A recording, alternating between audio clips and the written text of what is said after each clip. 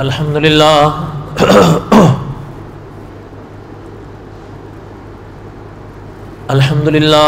نحمده ونستعینه ونستغفره ونؤمن به ونتوکل علیہ ونعوذ باللہ من شرور انفسنا ومن سیئات اعمالنا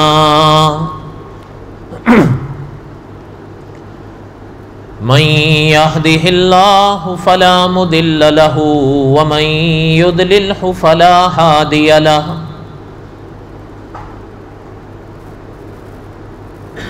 ونشهد أن لا إله إلا الله وحده لا شريك له ونشهد أن سيدنا وسندنا ومولانا محمدا عبده ورسوله أما بعد أعوذ بالله من الشيطان الرجيم بسم الله الرحمن الرحيم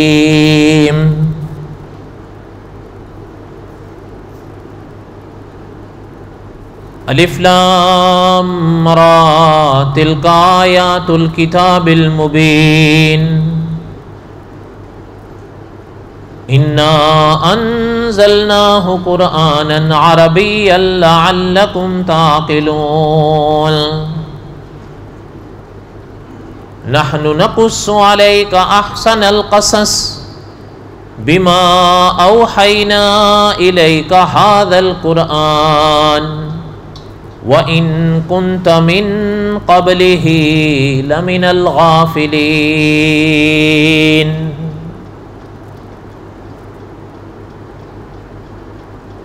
وقال النبي صلى الله عليه وسلم من يرد الله به خيرا يفقهه في الدين صدق اللہ العظیم وصدق رسوله النبی الکریم ونحن على ذلك لمن الشاہدین والشاکرین والحمد للہ رب العالمین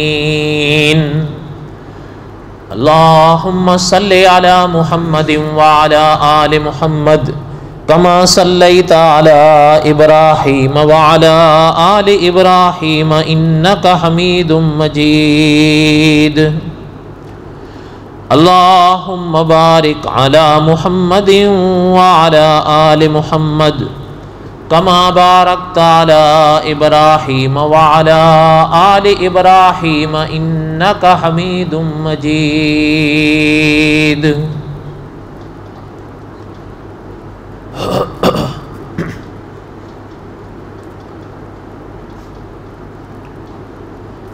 ہمہ قسم کی حمد و ثنا اللہ ذات لم یزل لا یزال کی پاک ذات کے لیے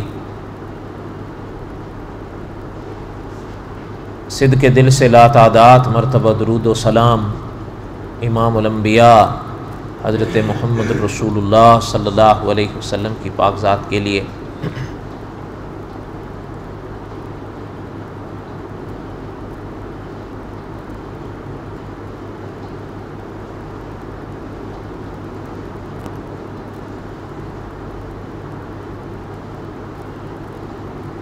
محرم کا مہینہ شروع ہو گیا ہے اور آج محرم کی 2 ہے۔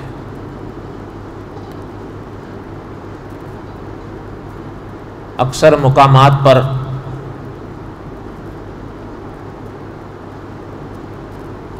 محرم کی نسبت سے بیانات درس ہو رہے ہیں،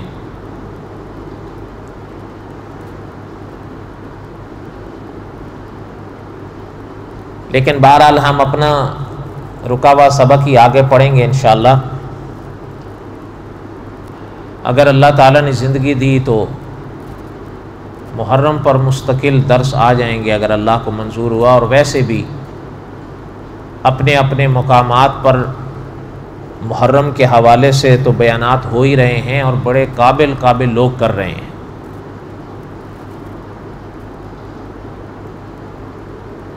بہرحال اس لیے ہم نے جو سبق جہاں روکا تھا وہیں سے پڑھیں گے، اللہ نے پھر کبھی زندگی دی، موقع رہا تو پھر کبھی محرم پر بات کریں گے انشاءاللہ، یا ضرورت سمجھیں گے تو کریں گے، باقی وہی ہوگا جو منظور خدا ہو۔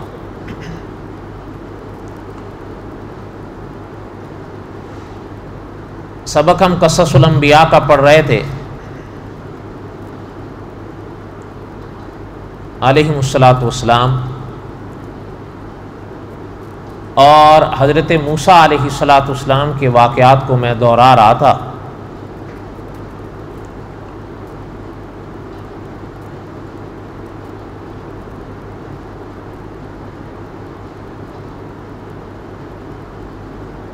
اور حضرت موسیٰ علیہ الصلاۃ والسلام کے واقعات میں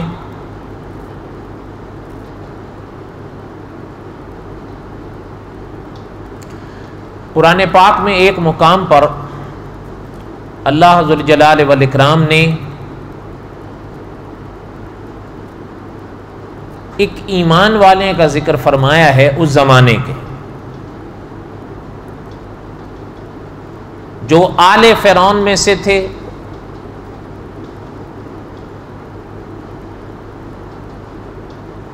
اور میں نے عرض کیا تھا کہ علماء نے لکھا ہے کہ جب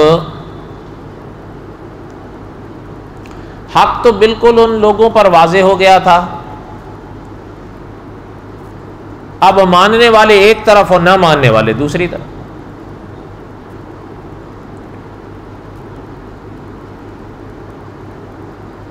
فرعون کی قوم میں جو لوگ ایمان لائے ان میں یہ شخصیت تھی جن کا تھوڑا سا تذکرہ میں نے گزشتہ جمعہ پڑھا تھا، چونکہ وہ اسی باب میں ہے۔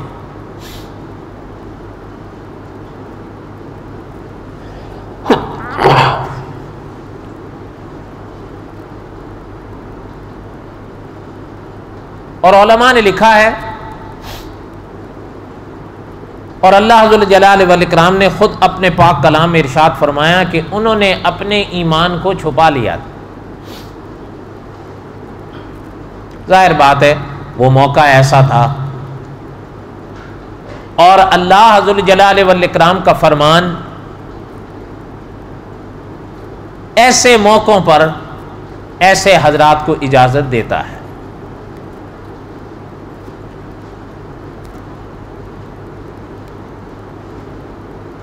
اور میں نے عرض یہ کیا تھا کہ قرآن پاک میں سورۃ مومن میں اللہ ذوالجلال والاکرام نے ان کی ایک تقریر کو بیان فرمایا،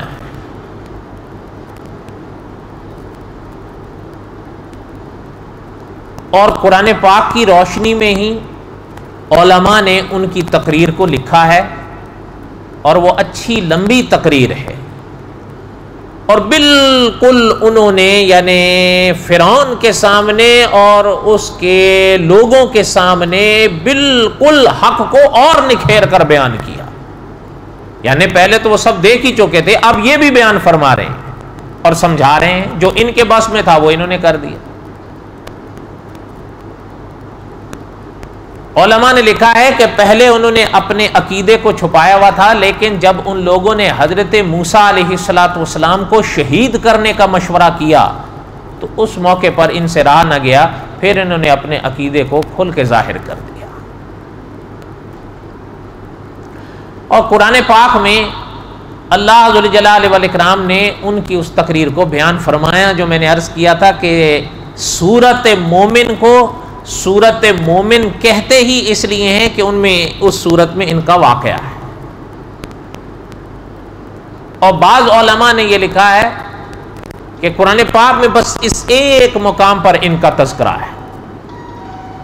کچھ علماء نے ایک اور رائے بھی ظاہر کی ہے کہ نہیں، اختصار کے ساتھ ایک اور جگہ بھی ہے، ان کی تقریر تفصیل کے ساتھ اس مقام پر ہے۔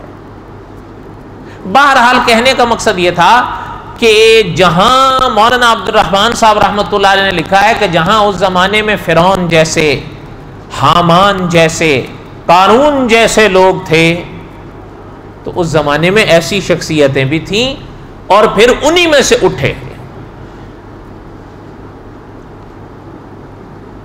تو بہرحال وہی سبق ہم آگے پڑھیں جہاں ہم نے چھوڑا تھا، جہاں روکا تھا.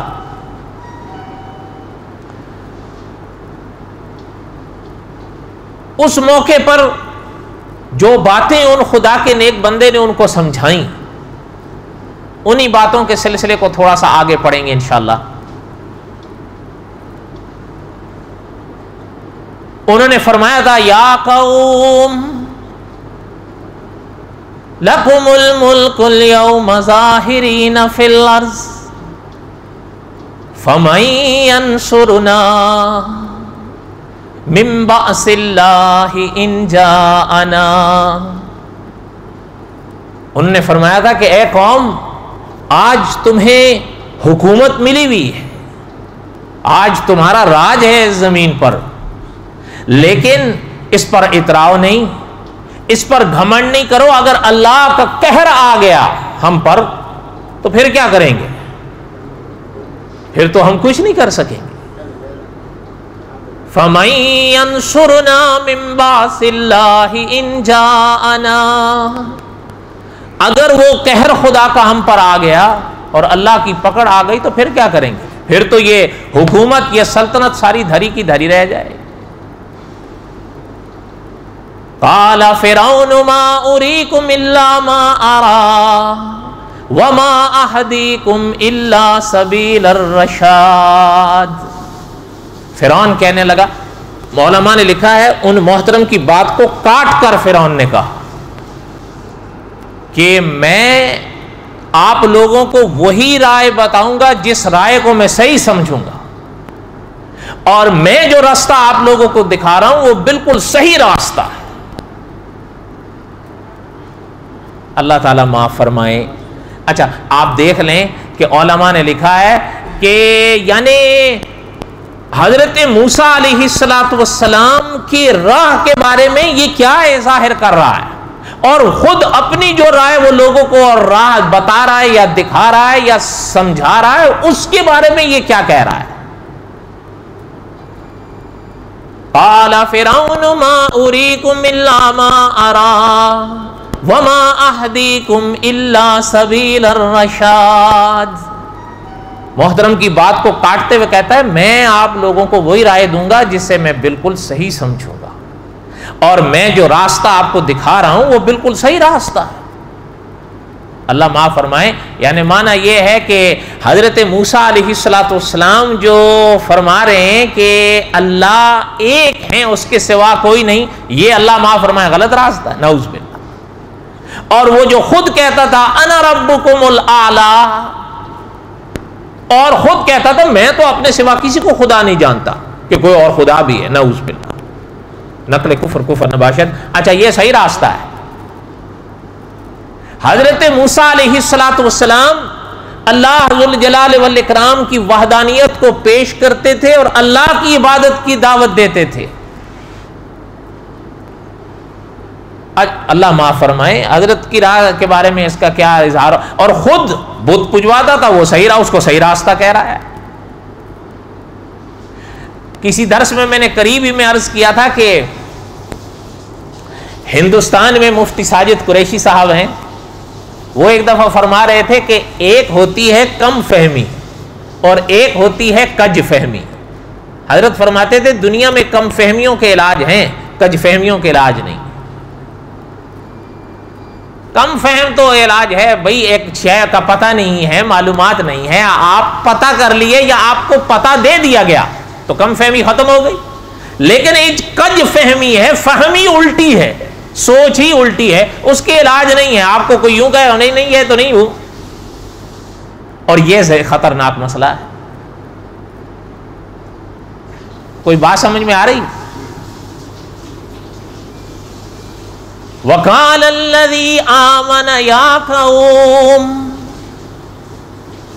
ان محترم نے، فرعون نے تو بات اپنی پوری کر لی، ان محترم نے آگے فرمایا وَقَالَ الَّذِي آمَنَ يَا قَوْمِ إِنِّي أَخَافُ عَلَيْكُمْ مِثْلَ يَوْمِ الْأَحْزَابِ انہوں نے اپنی بات کو آگے جاری رکھا، فرمایا کہ مجھے ڈر ہے اے قوم کہ کہیں تمہارے اوپر بھی ویسے ہی عذاب نہ آ جائیں جیسے پہلے لوگوں پر آئے تھے.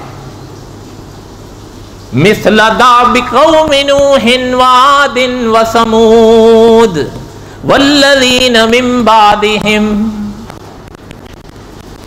وقال الذی آمن یا قوم. اللہ نے فرمایا وہ شخصیت جنہوں نے ایمان کو قبول کر لیا تھا، انہوں نے کہا اے قوم انی اخاف علیکم مثل یوم الاحزاب، مجھے ڈر لگتا ہے تمہارے اوپر بھی کہیں ویسا عذاب نہ آ جائے جیسے پہلے لوگوں پر آیا تھا، پہلی جماعتوں کا جو حال ہوا کہیں تمہارا بھی وہی نہ ہو. مثل داب قوم نوح وعاد وثمود والذین من بعدهم وما اللہ یرید ظلما للعباد. حضرت نوح علیہ السلام کی قوم کی مثال محترم نے بیان فرمائی، قوم عاد سمود کی مثالیں بیان فرمائی، اور فرمایا کہ جو ان کے بعد لوگ گزرے ان کی مثال فرمایا دیکھ لو، خیال کر لو، سوچ لو. اور ساتھ ہی میں فرمایا کہ جس پاک ذات کو اللہ کہتے ہیں وہ اللہ وہ ذات ہے، وہ اپنے بندوں پہ ظلم نہیں کرتی، کہ جو کچھ کرتے ہیں ہم خود کرتے. بات سمجھ آ رہی ہے؟ وَمَا اللَّهُ يُرِيدُ ظُلْمًا لِلْعِبَادِ، یہ ایک عجیب جملہ ہے جو محترم نے فرمایا. اور خود قرآن پاک میں اللہ ذوالجلال والاکرام نے ایک اور مقام پر فرمایا وَمَا ظَلَمْنَاهُمْ وَلَكِنْ كَانُوا أَنفُسَهُمْ يَظْلِمُونَ. اللہ نے فرمایا ہم ظالم نہیں ہیں، جو کچھ کرتے ہو تم خود کرتے ہو. بہرحال اللہ ذوالجلال والاکرام ہم سب کو سمجھ نصیب فرمائے، اور اللہ تعالی صحیح فہم نصیب فرمائے، اور اللہ تعالیٰ کج فہمیوں سے محفوظ فرمائے.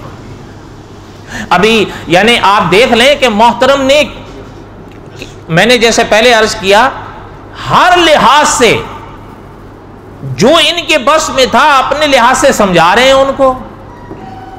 لیکن بہرحال وہ اچھا ایک اور بھی چیز ہے کہ ان محترم کے تو بس میں جو تھا وہ کر رہے ہیں، اللہ تعالیٰ ان کو جزا نصیب فرمائے. لیکن وہ جو سامنے والے تھے جنہوں نے حضرت موسیٰ علیہ السلام کے ہاتھوں نہیں مانا، جنہوں نے حضرت ہارون علیہ السلام کو دیکھ کے بھی نہیں مانا، جنہوں نے حضرت ہارون کی باتیں سن کر بھی نہیں مانا. اچھا حضرت موسیٰ کے کتنے معجزات آنکھوں سے دیکھے، اور پھر وہ آیت جس کا درس غالباً گزشتہ سے پوستہ جمعہ میں نے عرض کیا تھا فَأَرْسَلْنَا عَلَيْهِمُ الطُّوفَانَ وَالْجَرَادَ وَالْقُمَّلَ وَالضَّفَادِعَ وَالدَّمَ. اور پھر خود اللہ نے فرمایا آیات مفصلات فاستکبروا وکانوا قوما مجرمین. اس کے باوجود نہیں مانے، تو جب وہاں نہیں مان رہے ہیں تو یہاں کیا ماننا تھا. لیکن بہرحال جو سبق سمجھ میں آتا ہے، آپ کا اور ہمارا کام سامنے والے کو سمجھانا یا بتانا ہے، اس کو منوانا نہیں. مانے گا یا نہیں مانے گا وہ اس کے مرضی ہے. آپ نے اور ہم نے ایک پیغام پہنچانا ہے یا اس کو سمجھانا ہے جو ہمارے پاس میں ہے. اصول سمجھ میں آیا؟ یہ نہیں ہم سوچیں گے کہ یار یہ پتہ نہیں یہ بھائی وہ جانے اس کا کام. آپ نے اور ہمارا کام کیا ہے؟ بتانا اور سمجھانا. خود قرآن پاک میں ہے وما علینا الا البلاغ بس آپ نے ہم نے سمجھانا ہے، بھائی ان کو سمجھا دو، باقی مانے نہ مانے اس پہ چھوڑ دو. اچھا ایک بات مجھے یاد آئی اسی ضمن میں، چلتے چلتے وہ بھی عرض کر دوں، اور ایک رکا ہوا قرض ہے وہ بھی چکاتا جاؤں انشاءاللہ. حالانکہ وقت سمٹتا جا رہا ہے، لیکن بہرحال اب کیا کریں، کئی وہ قرض اتارنے تو پڑتے ہی ہیں. آخر میں تھوڑا سا وقت میں لوں گا، پھر اگلی بات کروں گا انشاءاللہ. یہ جن نیک دل انسان کا تذکرہ قرآن پاک میں اس مقام پر ہے، وقال رجل مؤمن.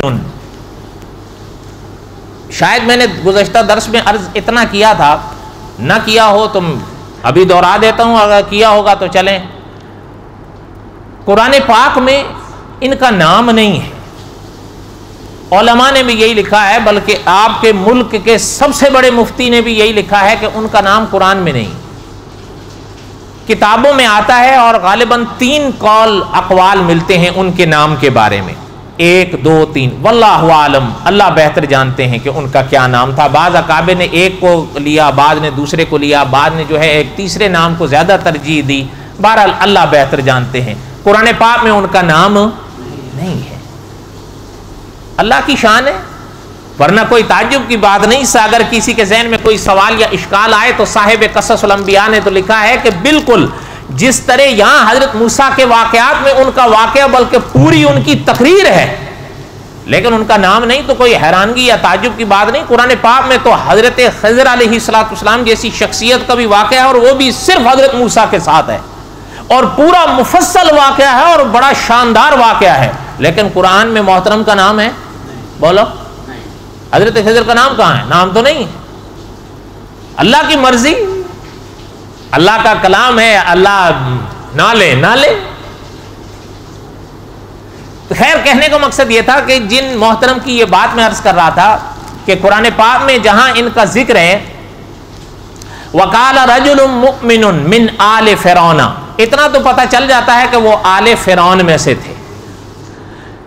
اچھا، قرآن پاک میں اسی مقام پر اللہ ذوالجلال والاکرام نے ارشاد فرمایا ہے کہ انہوں نے اپنے ایمان کو چھپایا رہا، اور بعد میں جب حضرت موسیٰ علیہ السلام کے بارے میں اللہ معاف فرمائے فرعون اور فرعونیوں نے قتل کا مشورہ کیا، تب پھر انہوں نے اپنے عقیدے کو ظاہر فرمایا۔ جو بات عرض کرنا چاہ رہا تھا، یہاں تک تو مسئلہ بڑا واضح ہے، آپ کو سمجھ میں آ گیا ہوگا۔ دیکھیں، بڑی پرانی بات ہے، آج سے کوئی لگ بھگ 25 سال پہلے کی، سن 1995 کا قصہ ہے۔ سلطان العلماء علامہ خالد محمود صاحب رحمۃ اللہ علیہ تب حیات تھے۔ یہ افریقہ کا قصہ ہے۔ افریقہ میں ایک صاحب نے مناظرہ کیا اہل سنت سے، اور اہل سنت کی طرف سے جو مناظر تھے وہ مناظر تھے یہ علامہ خالد محمود صاحب رحمۃ اللہ علیہ۔ بڑے لوگ وہاں اکٹھے ہوئے۔ ویسے بھی قاری طیب صاحب رحمۃ اللہ علیہ وہ محتمم دارالعلوم دیوبند، حضرت فرمایا کرتے تھے اصلاحی جلسے کا عنوان لگا دو تو کوئی نہیں آئے گا، مناظرے کا عنوان لگا دو تو سارے آ جائیں گے، کیونکہ آپ کو اور ہم لوگوں کو جھگڑوں سے دلچسپی ہے نا۔ حضرت رحمت اللہ علیہ فرمایا کرتے تھے کہ مناظرہ جھگڑا ہی ہے، بھلے علمی ہو، جھگڑے کا دوسرا نام ہی تو ہے، اگرچہ علمی صحیح۔ اس لیے مناظرے کا نام اگر کہیں اشتہار لگا دیں پھر دیکھیں لوگوں کو سوچ میں آدمی ہوگا بٹھائیں کہاں ان لوگوں کو۔ تو بات عرض کر رہا تھا، ذرا دیکھیں آپ، وہاں جو مناظر صاحب آئے، اچھا وہ مناظرہ اہل سنت اور شیعہ میں ہوا تھا، اور یہ بھی تاریخی بات ہے کہ یعنی گفتگو اور مناظرے کا مشورہ اور رائے بھی انہوں نے ہی دی تھی کہ ہم تبادلہ خیال کر لیں۔ تو علامہ خالد محمود صاحب رحمۃ اللہ علیہ سے رابطہ کیا گیا تو حضرت نے فرمایا اہلاً سہلاً، بلکہ وہ تو اب اس دنیا سے چلے گئے، جانا تو ہے، کل نفس ذائقۃ الموت کل من علیہا فان ویبقی وجہ ربک ذو الجلال، جانا تو سب ہے، لیکن کچھ حضرات ایسے چلے جاتے ہیں ان کے نقش تا حیات بلکہ ساری زندگی دنیا میں ان کے نقش کی یادیں رہتی ہیں۔ وہ اب تو چلے گئے، اللہ تعالی شیخ العرب والعجم ہے نا، حضرت شیخ محمد مکی صاحب دامت برکاتہم، مجھے یاد ہے حضرت نے ایک دفعہ امام کعبہ کی موجودگی میں فرمایا تھا کہ اللہ ذوالجلال والاکرام نے یہ ایسے ہیرے اہل سنت کو دیے ہیں، مراد علامہ صاحب تھے رحمت اللہ علیہ، فرمایا یہ اللہ نے ایسے ہیرے دیے ہیں اہل سنت کو کہ ہر وقت ہر مسئلے پہ بات کرنے کے لیے تیار بیٹھے ہوتے ہیں۔ یہ نہیں ہے کہ وہ کہیں گے نہیں جی ٹھیک ہے میں پہلے سوچ لوں، ان لوگوں نے رابطہ کیا کہ ایک شیعہ صاحب تبادلہ خیال کرنا چاہتے ہیں. حضرت نے فرمایا اہلن سہلن. یہ قصہ افریقہ کا ہے. حضرت وہاں تشریف لے گئے. قصہ مختصر کروں جو بات کر رہا تھا. اچھا جب بات ہوئی تو جو شیعہ مناظر تھے نا, ان صاحب نے مسئلہ زیر بحث تھا تقیہ. ان کا ایک مسئلہ ہے نا شیعوں کا, تقیہ, بڑی کاف کے ساتھ. دھوکہ مت کھا جانا کہ کیونکہ ہم لوگوں کو دیکھ لو سامنے اگر کوئی شبہ ہو, اس لیے یہ نہ ہو کہ تقیہ یہ موٹی بڑی کاف کے نقطوں والی کے ساتھ لکھا جاتا. وہ اس پر ہی تبادلہ خیال انہوں نے کرنا تھا. جو شیعہ مناظر تھے انہوں نے سب سے پہلے جب بات شروع ہوئی تو انہی کی مثال دی. انہوں نے کہا ہمارا یہ مسئلہ کوئی قرآن و سنت کے خلاف تو نہیں. بھئی وہ کیوں؟ کہنے لگے قرآن خود کہتا ہے کہ قال رجل مؤمن من آل فرعون, جو آل فرعون کے مومن تھے, یکتم ایمانہ, انہوں نے اپنے ایمان کو چھپایا ہوا ہی تو تھا. جو آل فرعون کے مومن تھے انہوں نے اپنے عقیدے اور ایمان کو چھپایا ہوا تھا, وہ تقیہ ہی تو تھا, اور کیا تھا. بات سمجھ آ رہی ہے آپ کو؟ اچھا خیر, وہاں الحمدللہ علامہ خالد محمود صاحب موجود تھے. علامہ خالد محمود صاحب نے ان کی کوئی دال گلنے نہیں دی, لیکن وہ بہرحال عموماً مناظرے کا جو آخری انجام ہوتا ہے نا, وہ ہوتا یہی ہے کہ جھگڑے کی نظر ہو جاتا ہے. آخر میں ایک عبارت پڑھی گئی, آخر میں علامہ خالد محمود صاحب نے ایک عبارت پڑھی تو اسی پر سارے جو ناظرین تھے وہ کھڑے ہو گئے اور انہوں نے کہا بس جی مناظرہ اب بند کریں, کیونکہ سامنے والے صاحب کے حوالے سے توقع یہ تھی کہ وہ شاید کوئی تعویل کریں گے. تو جو عبارت پڑھی گئی انہوں نے اس کی تصدیق کر دی, تو اسی پہ ہنگامہ ہو گیا. تو بہرحال خیر کہنے کا مقصد یہ تھا, اب وہ لمبے قصے ہیں, وہ جو آخر کی عبارت پڑھی گئی تھی نا وہ انہی صاحب کی تھی جنہیں دنیا خمینی کہتی, اور بسا اوقات ان کی تو تعریف میں بھی آپ اور ہم بڑے عجیب و غریب الفاظ استعمال کرتے ہیں. بلکہ مجھے یاد ہے, آپ تو خیر چلیں, آپ تو جب وہ آن جہانی ہوئے تھے نا, مجھے آج بھی یاد ہے ایک مولوی صاحب نے بیان دیا تھا, انہوں نے کہا مجھے ایسا لگا ہے جیسے میرا باپ فوت ہو گیا ہے. کیا کہہ سکتے ہیں. بہرحال کسی کی تعریف میں اس طرح کے مبالغے مناسب نہیں ہوتے. وہ انہی صاحب کی عبارت تھی جس پر وہ شور اٹھا تھا. بہرحال وہ ایک لمبا قصہ ہے. میرے کہنے کا مقصد یہ ہے, قرآن پاک میں جہاں جن کی بات ابھی میں نے عرض کی کہ قرآن ان کی تقریر کو بیان کرتا ہے, رجل مؤمن, رجل مؤمن کے دیکھیں انہوں نے جو باتیں فرعون کے آگے رکھی. اچھا یہ بات بھی عرض کر دوں کہیں تاکہ کسی کے ذہن میں یہ گرے نہ لگ جائے کہ جو شیعہ مناظر نے یہ بات کہی تھی کہ انہوں نے تقیہ ہی تو کیا ہوا تھا اس لیے ہمارا مسئلہ قرآن سے ثابت ہو گیا. علامہ خالد محمود صاحب نے فرمایا کیسے ثابت ہو گیا بھائی. بات یہ ہے کہ پہلے انہوں نے اپنا عقیدہ چھپایا رہا جب جان پر آئی, ٹھیک ہے, لیکن اس کے بعد یہ جو اتنی لمبی وہ تقریر کر رہے تھے یہ تقیہ ہے. نہیں سمجھ آئی بات اب. جو اتنی لمبی انہوں نے تقریر کی ہے تو بات چھپی کہاں رہی ہے. انہوں نے تو 2 اور 2 4 کی طرح بات کو واضح کر دیا ہے. جو بات آپ سے عرض کر رہا تھا کہ قال رجل مؤمن من آل فرعون, اس حوالے سے جو وہ مناظرہ کیا گیا, ہمارے علامہ خالد محمود صاحب رحمۃ اللہ علیہ کا وہ یادگار مناظرہ تقریباً 60 صفحات میں وہ چھپا تھا اس زمانے میں, 3 صفحے اوپر تھے 60, سن 1995 کی یہ بات. اس میں ایسے ایسے نکات ہیں, ایسے ایسے اصول ہیں, وہ پہلے الگ کتابی صورت میں چھپا تھا, اب ظاہر ہے وہ اب کہاں ملے گا. چلتے چلتے اسی کے حوالے سے ایک بات عرض کر دوں. ایک عالم نے میرے ذمہ یہ کام لگایا تو چلے وہی میں نے عرض کیا, وہ قرض بھی تھوڑا سا اتار دیں. علامہ خالد محمود صاحب رحمۃ اللہ علیہ نے خود ایک بات بیان فرمائی تھی، وہ سنیں۔ آپ کے ملک میں مایہ ناز عالم گزرے قاضی مظہر حسین صاحب رحمۃ اللہ علیہ، حضرت کا جب آخری وقت آیا تھا، علامہ خالد محمود صاحب رحمۃ اللہ علیہ ان کی عیادت کے لیے تشریف لے گئے تھے۔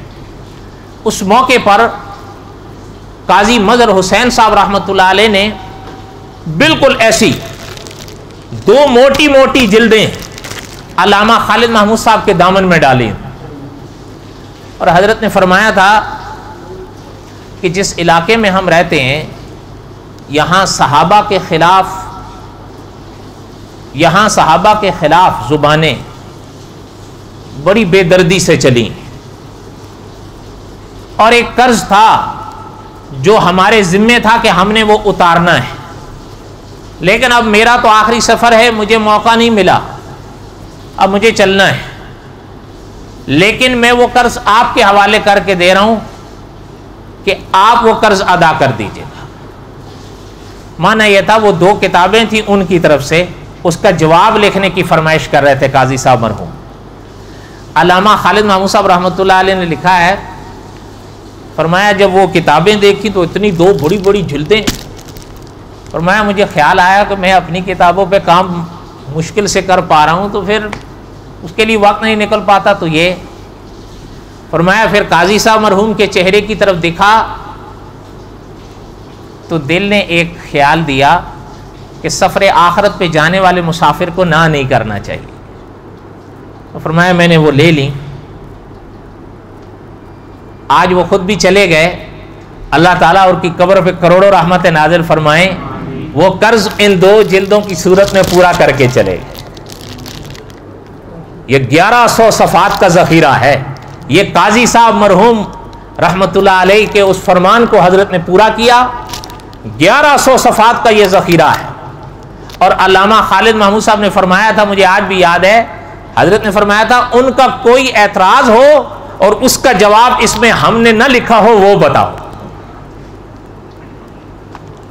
آپ ہوں دنیا کے جس کونے تک یہ آواز جائے، میں ان سے عرض کروں گا اس کتاب کو خرید کے اپنے پاس رکھیں، خاص کر ممبر و محراب کے جو وارث ہیں ان کو تو رکھ نہیں چاہیے، تاکہ خدا نہ کرے۔ اب جیسے دیکھیں ہم سبق پڑھ رہے ہیں وقال رجل مؤمن من آل فرعون کا، کوئی کسی موقع پر اگر یہ بات کہہ دے کہ جی انہوں نے تقیہ ہی تو کیا ہوا تھا، ہم کر لیں تو کیا جرم ہے، اس کا جواب اس میں موجود ہے۔ کیسے؟ میں نے عرض کیا نا، وہ جو مناظرہ ہوا تھا افریقہ میں کتنے صفحات میں چھپا تھا ابھی بتایا، 63۔ وہ اس زمانے میں الگ کتابی صورت میں رسالے کی صورت میں چھپا تھا۔ علامہ خالد محمود صاحب رحمۃ اللہ علیہ جب یہ کتاب لکھ رہے تھے، اس کی دوسری جلد اچھا ایک یہ بھی ایک بڑی تاریخ ہے اس کی، جب علامہ صاحب نے اس کی یہ پہلی جلد لکھی تھی نا، اب وہ ہے نہیں، ان کی یادیں رہ جاتی ہیں، انہوں نے جب یہ پہلی جلد لکھی تھی تو لوگ تقاضا کر رہے تھے کہ حضرت دوسری بھی لکھیں۔ حضرت نے فرمایا نہیں، انتظار کرتے ہیں ان کی طرف سے کوئی جواب آ جائے تو پھر دوسری جلد میں ہی جواب الجواب بھی لکھ دوں گا، میں نہیں رہوں گا تو کون لکھے گا۔ 10 سال تک علامہ صاحب نے انتظار کیا، کتنا؟ فرمایا 10 سال جب ہو گئے تو حضرت نے فرمایا آپ دوسری جلد لکھ دیتا ہوں، میرے حال میں آپ کیا اب انتظار کریں، 10 سال تھوڑا انتظار ہے۔ کوئی جواب آیا؟ اچھا جب یہ جو عرض کرا تھا، جب دوسری جلد لکھنے لگے تو حضرت کو کسی صاحب نے، اللہ تعالیٰ ان کو بھی جزا دیں، علامہ خالد محمود صاحب رحمۃ اللہ علیہ کو مشورہ دیا کہ حضرت وہ جو افریقہ میں قال رجل مؤمن من آل فرعون کے مسئلے میں آپ کا مناظرہ ہوا تھا، اگر وہ بھی آپ اس میں شامل کر دیں تو اہل سنت کے لیے یادگار رہے گی، اور وہ رسالہ تو اب ملتا نہیں لیکن اس صورت میں وہ مدون ہو جائے گا، محفوظ ہو جائے گا۔ علامہ خالد محمود صاحب رحمۃ اللہ علیہ نے ان کے مشورے کو قبول فرمایا، اس کو پھر نظر ثانی فرمائی، اور اب وہ پورا مناظرہ اس کی دوسری جلد میں بھی آ گیا ہے، آخر کے حصے میں، جو قال رجل مؤمن من آل فرعون پہ شیعہ مناظر صاحب نے وہ دلیل پیش کی تھی نا کہ تقیہ اگر ہم کرتے ہیں تو کون سا گناہ، انہوں نے بھی تو کیا تھا، تو وہ جو مناظرہ ہوا تھا وہ پورے کا پورا اس میں آ گیا ہے، پورا ایک چیز۔ دوسری چیز، آج کچھ فیصلے ہم لوگ نہیں کر پاتے. ہم لوگوں سے مراد ہمارے احباب، واللہ عالم، ان کی اپنی مجبوریاں ہو سکتی ہیں، ہمیں نہیں پتا. جو جس میز پر بیٹھا ہوتا ہے اس میز کے حالات کو وہ ہم سے بہتر جانتا ہے، اس لیے ہمیں نہیں پتا ان کو کیسی مجبوریاں. ہمارا تو جذبہ یہ کہتا ہے کہ ویسے ہی فیصلے ہونے چاہیے جیسے ہمارے دل چاہتے ہیں، لیکن نہیں ہو پاتے. صحیح بات ہے یا نہیں؟ میں آپ سے پوچھتا ہوں، آپ کا جو ملک ہے یہ کس بنیاد پہ حاصل کیا گیا تھا؟ اسلامی قانون آ گیا؟ بولو تو صحیح. کتنے سال ہو گئے؟ ہمارا اور آپ کا دل کیا چاہتا ہے، آئے یا نہ آئے؟ تو کبھی جو حضرات ہوتے ہیں اس میز پر وہ اپنے عذر بیان کرتے ہیں، واللہ عالم، اللہ بہتر جانتے ہیں، ہمیں نہیں پتا. البتہ آج کچھ فیصلہ ہے وہ نہیں کر پا رہے ہیں، بڑے بڑے احباب نہیں کر پا رہے ہیں، حکومتوں کے میز پر ہیں لیکن نہیں کر پا رہے ہیں. کیوں نہیں کر پا رہے ہیں؟ اللہ بہتر جانتے ہیں، واللہ عالم. کسی کی نیتوں پر ہم کیا حملے کریں، کیا پتا ان کے بس میں ہے یا نہیں. ہم تو کہتے ہیں ہے، کیا پتا نہ ہو، اللہ بہتر جانتے ہیں. کہ آپ اور ہم ساری باتیں تو نہیں جانتے؟ صحیح بات ہے یا سب کچھ جانتے ہیں؟ بولو تو صحیح. علامہ خالد محمود صاحب رحمۃ اللہ علیہ نے وہ جو مسئلہ اٹکا ہوا ہے نا کئی سالوں سے، وہ بڑا اہم ہے. علامہ خالد محمود صاحب رحمۃ اللہ علیہ نے بڑی عجیب، یہ حضرت نے یہ بات خود مجھ سے فرمائی تھی. فرمایا کہ آج احباب فیصلے نہیں کر پا رہے ہیں، ممکن ہے کچھ مجبوریاں ان کے آڑے ہوں، لیکن فرمایا میں نے اس کتاب میں تجلیات آفتاب اس کا نام ہے، فرمایا میں نے اس کتاب میں ایسے ایسے اصول لکھ کر دے دیے ہیں کہ آج یہ احباب نہیں کر رہے ہیں یا بیچارے نہیں کر پا رہے ہیں، تو میں نے ایسے اصول اس میں لکھ دیے ہیں کہ آئندہ آنے والی ہمارے نسلیں ان اصولوں کو سامنے رکھ کے وہ فیصلے کر سکتی ہیں. نہیں سمجھ آئی بات کا؟ آج فرمایا یہ نہیں کر پا رہے ہیں، جس وجہ سے بھی نہیں کر پا رہے ہیں اللہ بہتر جانے، لیکن فرمایا آنے والوں کے لیے ہم نے اس میں ایسے اصول لکھ دیے ہیں، انہی اصولوں کو سامنے رکھ کے وہ اتنے بڑے رکے ہوئے مسئلے کا فیصلہ کر لیں گے. اور یہ یاد رکھیں ایسا تاریخ میں ہوا ہے پہلے بھی کہ ایک بات پچھلے زمانے کے اگر کوئی مسلمان کسی مجبوری کے تحت نہیں کر سکے تو اس زمانے کے اکابر وہ اصول لکھ کر دے گئے، بعد میں آنے والی مسلمان نسلوں نے انہی اصولوں کو سامنے رکھ کر نئے فیصلے کیے ہیں. اس لیے آپ ہوں، آپ تو خیر بہرحال میں کچھ نہیں کہہ سکتا، ہو تو ضرور پڑھیں، ہم منع تو نہیں کر سکتے، ضرور ہمت کریں. اور کل میں نے ایک دوست کو یہاں ایک کتاب دی، وہ انہوں نے مجھ سے مانگی، میں نے ان کو دی. میں نے کو ایک مشورہ دیا، شاید میں نے وہ آپ کو بھی دیا ہو، مجھے نہیں یاد. اتنی موٹی کتاب ایک دن میں کوئی پڑھ سکتا ہے؟ بولو. 1100 صفحے کی کتاب ہے، یہ نہیں پڑھ سکتے. میں نے کل یہاں ایک لطیفہ سنایا، میں نے کہا ایک کتاب ہے آپ کے ملک سے چھپی ہے، وہ جب میں نے پڑھنی شروع کی نا تو میرے جو بڑا چیو میں ہے نا، بڑا چیو میں یہ ابھی پیدا ہونے والا تھا، ہوا نہیں تھا، شاید مہینہ 2-3 رہتے ہوں گے یا 2 رہتے ہوں گے ایسے. جب وہ کتاب میں نے ختم کی تب وہ ماشاءاللہ 22 سال کا تھا. وہ سر پکڑ مجھے کہتے جی وہ کتاب ہے کتنے صفحے کی؟ میں نے کہا 13,000 صفحات. کتنے صفحات کی ہے؟ آپ پڑھ لیں گے؟ بولو تو صحیح. عربی ہے، اردو ہے، دونوں ہیں. اچھا، لیکن میں کہنے کا مقصد کیا تھا، یہ کتاب ہو یا وہ ہو، اس کا اصول یہ ہوتا ہے 3 ورق، اور 3 ورقوں کا مطلب ہوتا ہے 6 صفحے. ایک ورق 2 صفحوں کا ہوتا ہے، 3 ورق، اس سے زیادہ نہیں. اس سے زیادہ آپ پڑھو گے پڑھ ہی نہیں سکو. دوسرے دن، پہلے دن بڑا جوش ہوگا، ان کی طرح 50 صفحے 60 صفحے پڑھ جاؤ گے، لیکن اس کے بعد دوسرے دن او نہیں جی نہیں مکنی جی، کیسے مکے گی؟ 3 ورق ایک دن پڑھ کے بس رکھ دیں، اس کے بعد دل بھی کرے نہ پڑھیں جب تک دوسرا دن نہ آ جائے، پھر انشاءاللہ دیکھیں آپ کا شوق کیسے جاگتا ہے۔ اس لیے یہی مشورہ میں ممبر و محراب کے ورثاء کو بھی دوں گا۔ میں سب کی بات نہیں کرتا، کئیوں سے واسطہ پڑا ہے، وہ بیچارے کتابیں پڑھنے تو بڑی دور کی بات ہے، تجربہ تو ہوتا ہے نا، اس لیے اس کا طریقہ یہی ہے۔ اگر آپ ساری ایک دن میں پڑھنا چاہیں گے، ایک دن میں آپ کو اتنا جوش ہوگا 100 صفحہ پڑھ جاؤ گے، 200 صفحہ پڑھ جاؤ گے، دوسرے دن تھک جاؤ۔ اور میں نے کل ان دوست کو بھی کہا حدیث شریف پڑھیں تو حدیث میں کیا سبق آپ صلی اللہ علیہ وسلم دے گئے تھے؟ تھوڑا کرو لیکن روز کرو، تھوڑا کرو لیکن۔ بہرحال وقال رجل مؤمن من آل فرعون کے حوالے سے یہ سبق بھی میں نے میرے ذمے کسی عالم نے لگایا تھا، میں نے اپنی طرف سے کوشش کی، باقی نکات تو میں بیان نہیں کر سکتا، وقت نہیں ہے۔ اللہ تعالیٰ اب جو کہہ دیا قبول فرمائیں، اور رجل مؤمن کی بقایا تقریر انشاءاللہ آئندہ۔ وما علینا الا البلاغ المبین، سنتیں پڑھ۔